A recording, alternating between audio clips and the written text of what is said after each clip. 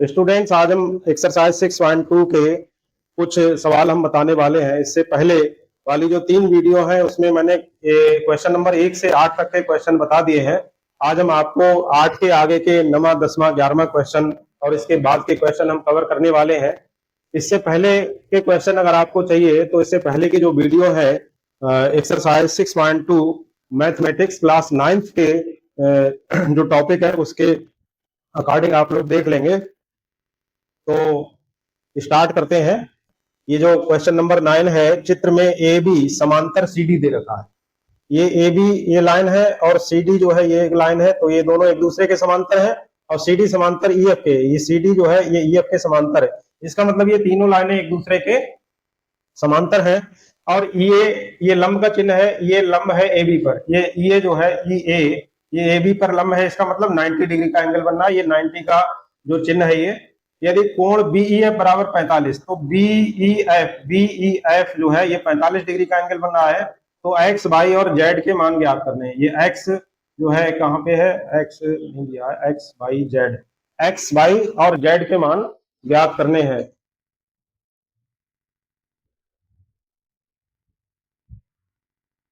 ये यहाँ पर x का मान दे रखा है, तो x का मान दे रखा है, ये ज्ञात करना है, y का मान ज्ञात करना है और z का मान ज्ञात करना है। तो देखिए इसे हम स्टार्ट करते हैं।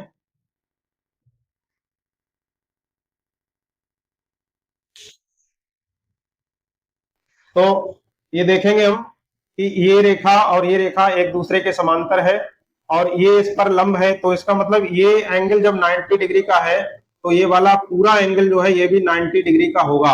यानी इसे हम लिख सकते हैं एंगल ए ई एफ बराबर 90 डिग्री। हम क्यों लिखेंगे, क्योंकि अगर हम ये वाला कोण लें और ये वाला कोण लें, इन दोनों का टोटल 180 अंश होना चाहिए, क्योंकि ये जो है को इंटीरियर एंगल्स है, इन्हें हम लिख सकते हैं को इंटीरियर एंगल, सहनता कोण। तो कोण ई ए बी प्लस कोण ए ई एफ बराबर ये होगा 180 डिग्री। अब ई ए बी ये 90 डिग्री का दे रखा है, लंब है ये। कोण ए ई एफ में देखिए दो कोण शामिल हो गए, एक तो ये जेड वाला और एक 45, तो उसे हम लिख देंगे जेड प्लस 45 बराबर 180 डिग्री। तो z plus z is equal to 180, और ये जो 90 और 45 है ये हम इधर लेकर आएंगे तो ये दोनों माइनस के हो जाएंगे।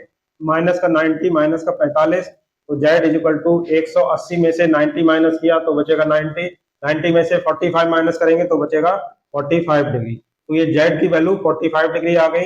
अब आपको निकालनी है एक्स और वाई की वैल्यू।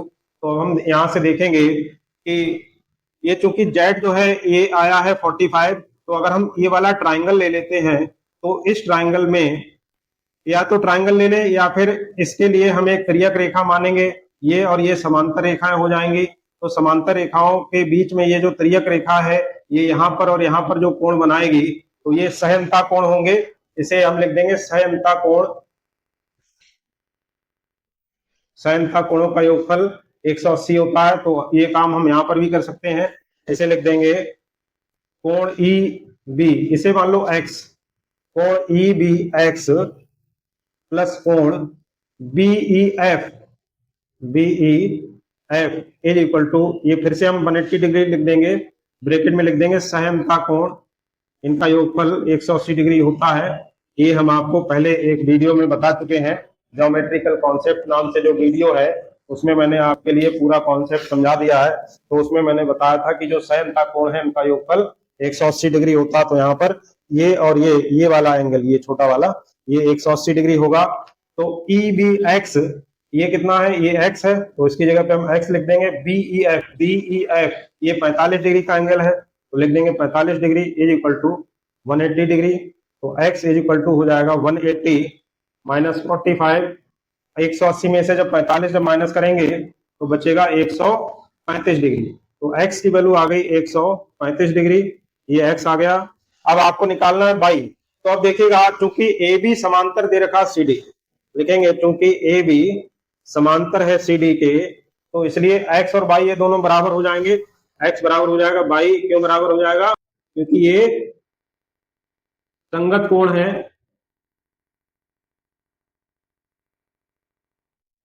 तो x की वैल्यू हम 135 निकाल चुके हैं, तो 135 बराबर y, यानी y बराबर इसे हम लिख सकते हैं 135 डिग्री।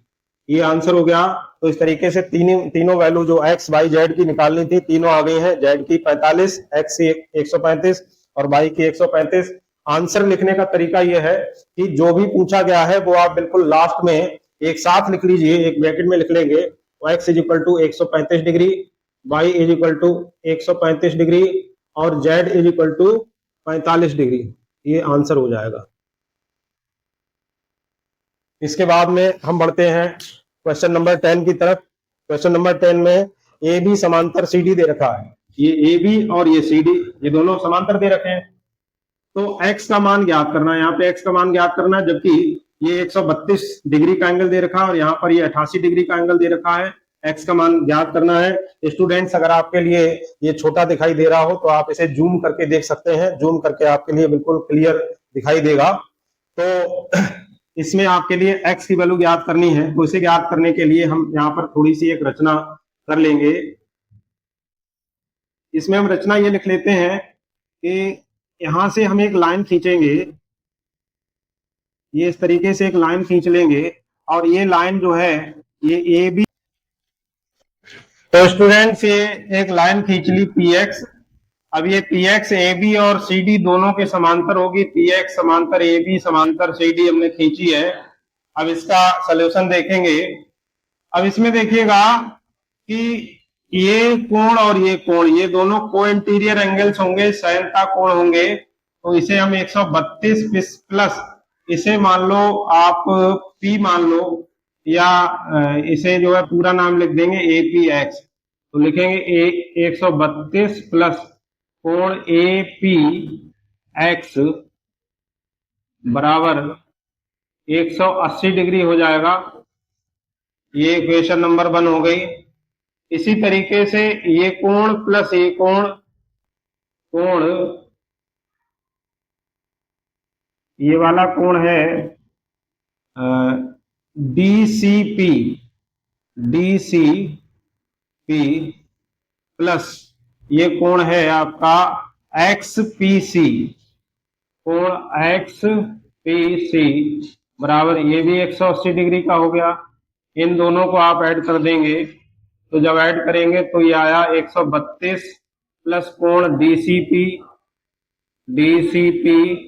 प्लस APX और XPC, इन दोनों को मिला के ये पूरा एंगल बन रहा है। इसे अभी हम ऐसे ही लिख देते हैं APX प्लस कोण XPC बराबर 180 और 180 360 डिग्री हो गया। तो 132 हम इधर पहुंचा देंगे, DCP रहने दें, कोण DCP प्लस APX और XPC, ये दोनों मिला के ये वाला कोण बन रहा है जिसकी वैल्यू 88 डिग्री है। तो 88 degree is equal to 360 minus 132 हम इधर पहुंचा देंगे, माइनस का 132 हो गया। तो कोण DCP बराबर 360 माइनस 132 और ये 88 और हमने इधर पहुंचा दिया, माइनस का 88 हो गया। तो 360 माइनस 132 और 88 को जब हम ऐड करेंगे तो 8 3 11 1 12 220 डिग्री आ गया। तो 220 को जब इसमें से माइनस करेंगे तो ये आएगा 140 डिग्री।